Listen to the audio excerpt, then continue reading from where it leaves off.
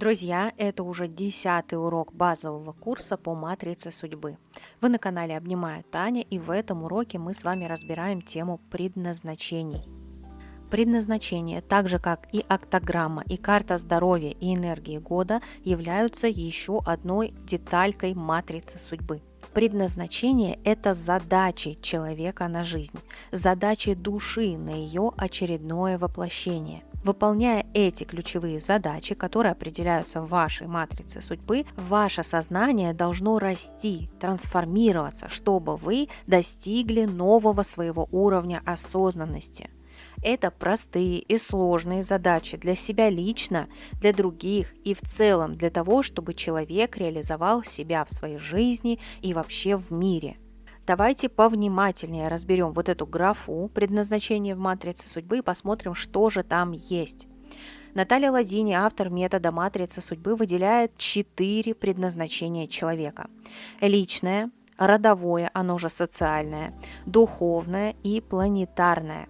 Нередко последователи Натальи Ладини выделяют всего 3 предназначения без планетарного. А визуально это все выглядит именно так, как на нижней картинке.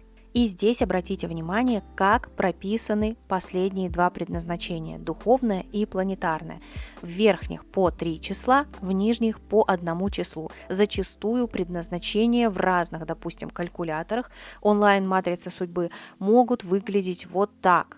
Сама Наталья Ладини прописывает предназначение вот таким образом, как на этой картинке. То есть как у первых по 3 числа, так и у духовного и планетарного предназначения также по 3 числа. Давайте посмотрим, как же нам рассчитать предназначение и познакомимся с их значениями. Мы разберем все 4 предназначения и начнем с личного. Личное предназначение вычисляется по личному квадрату, тот, который как ромбик. Смотрим на линию неба. Верхняя точка 5, нижняя 13. Мы должны их сложить, и получается 18. Это первое число личного предназначения. Смотрим на линию Земли, та, которая горизонтальная. Здесь крайние точки 1 и 7. Мы их складываем, и получается 8. Это наше второе число личного предназначения. И далее между собой вот эти 2 числа мы складываем, как и обычно. 18 плюс 8 получается 26. 26 это больше, чем 22, следовательно 2 плюс 6 равно 8. Таким образом мы с вами нашли числа личного предназначения. Что же оно означает? Традиционно считается, что личное предназначение – это то, чему человеку необходимо наполнять самого себя. Это путь становления человека, когда он учится, растет, создает свой жизненный фундамент, в частности, создает семью. Это его способности, наклонности, умения и навыки. И это время, когда он выбирает вектор своего развития и дальнейшего жизненного пути. Традиционно считается, что период личного предназначения активен с 20 до 40 лет по возрасту. Второе предназначение, оно же социальное или у Натальи Ладини родовое. Мы снова обращаемся к родовому квадрату, а именно к верхним его точкам. Вспоминаем, что у нас есть линия мужского рода и линия женского рода. Это диагональные линии. И то же самое. Мы складываем верхние точки по этим линиям. Линия мужского рода 6 и 20. Складываем, получается 26, то есть 8. Это наше первое число социального или родового предназначения.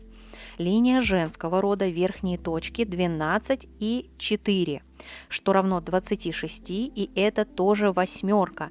Это второе число социального или родового предназначения. И далее мы находим сумму этих итогов. 8 плюс 8 получается 16. Таким образом, мы нашли с вами числа родового или социального предназначения. Что же оно означает?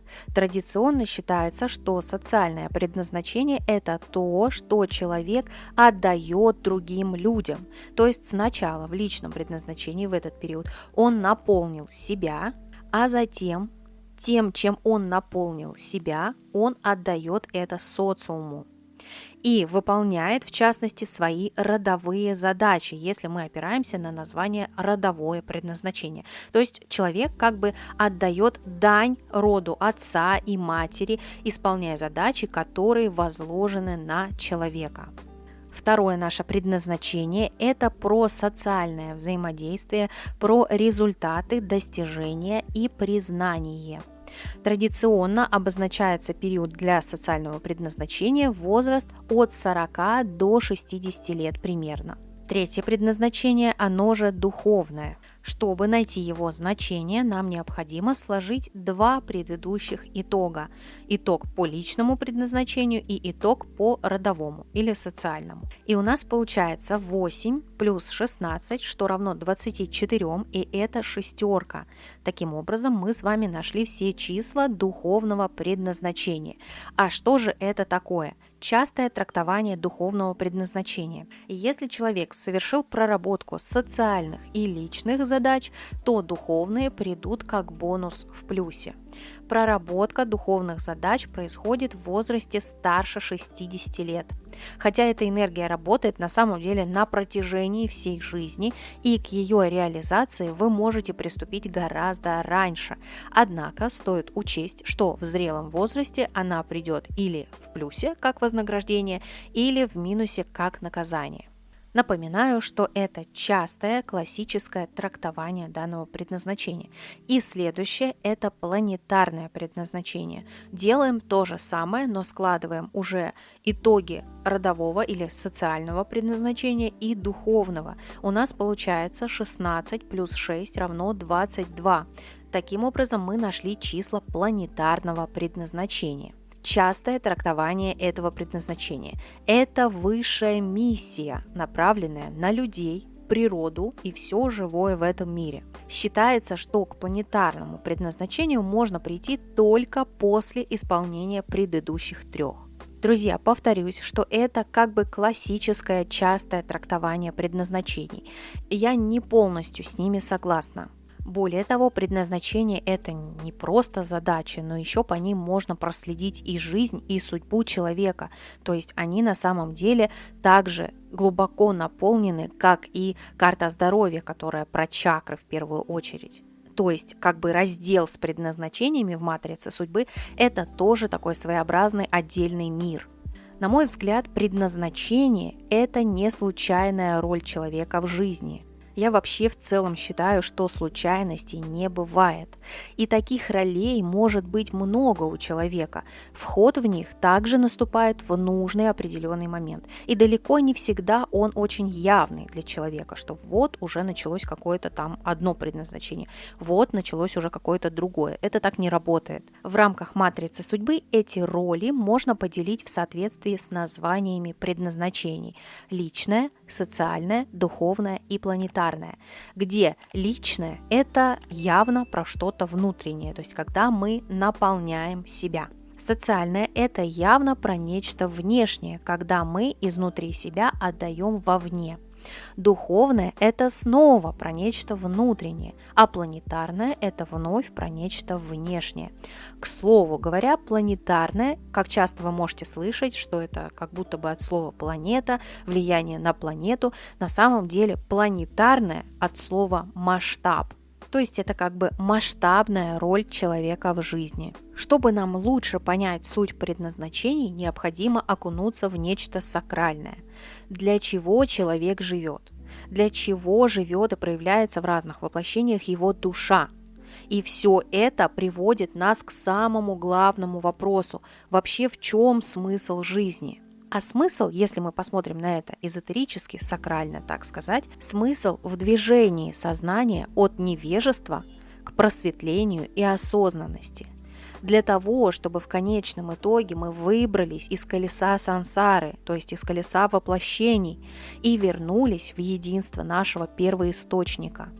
Но раз уж мы с вами здесь, у нас есть прекрасная возможность познакомиться со своей уникальной структурой, потому что каждый из нас уникален, и увидеть собственными глазами путь своей души через разные жизни, стать управленцем собственной трансформации, своего сознания и понимания, а кто же я истинно.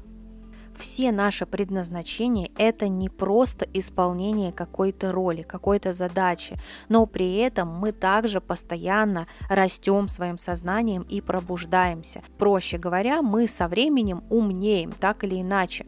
У нас отсекается все лишнее, и мы становимся лучшей версией себя.